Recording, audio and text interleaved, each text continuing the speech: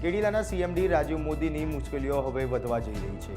આ સાથે જ પોલીસ દ્વારા બેલ્જિયમની યુવતીએ કરેલા આક્ષેપની નાનામાં નાની તપાસ કરવામાં આવી રહી છે। વાત સામે આવી છે કે જે યુવતીએ જણાવ્યું હતું કે રાજીવ મોદીના ફાર્મ હાઉસ ઉપર છોકરીઓ રાખવા માટે અલગ અલગ રૂમો બનાવવામાં આવ્યા હતા, જેને લઈને પોલીસ તપાસમાં નાનામાં નાની વાતમાં સહેજ પણ કચાશ મૂકવામાં માંગતી નથી।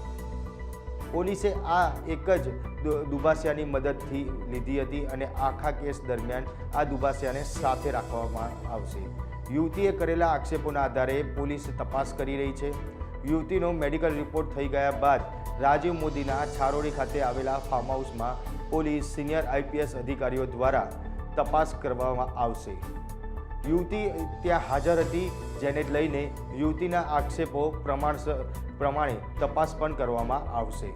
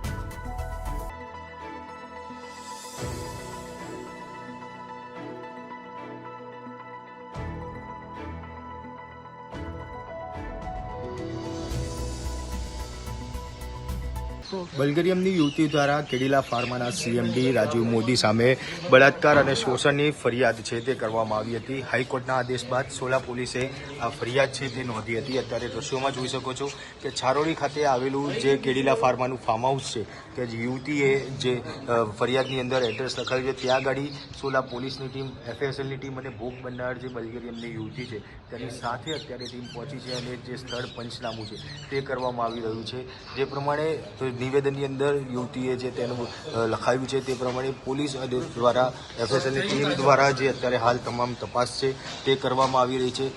ખાસ કરીને કહી શકાય કે જે યુવતી દ્વારા જે આક્ષેપો કરવામાં આવ્યા હતા તે આક્ષેપો પ્રમાણે ખાસ કરીને જે કહેવામાં આવ્યું હતું કે આ ફાર્મ હાઉસની અંદર આવા એકની અનેક રૂમ છે કે જ્યાં અલગ અલગ યુવતીઓ 50 જેટલી છે તે રાખવામાં આવી હતી। તેને લઈને બી પોલીસ છે તે તપાસ કરી રહી છે। એટલે કે ચોક્કસથી કહી શકાય કે કેડિલા ફાર્માના જે સીએમડી રાજીવ મોદી છે તેની મુશ્કેલીઓમાં વધારો છે તે થઈ શકશે અને પોલીસ દ્વારા અત્યારે એફએસએલની ટીમ સાથે સાયન્ટિફિક પુરાવા છે તે એકઠા કરી અને જે પંચનામું, સ્થળ પંચનામું જે કહેવાય તે કરવામાં આવી રહ્યું છે। કેમેરા પર્સન મેહુલ ખુનવાડિયા સાથે મયુર મેવાડા, બીબી ન્યૂઝ ગુજરાત, અમદાવાદ।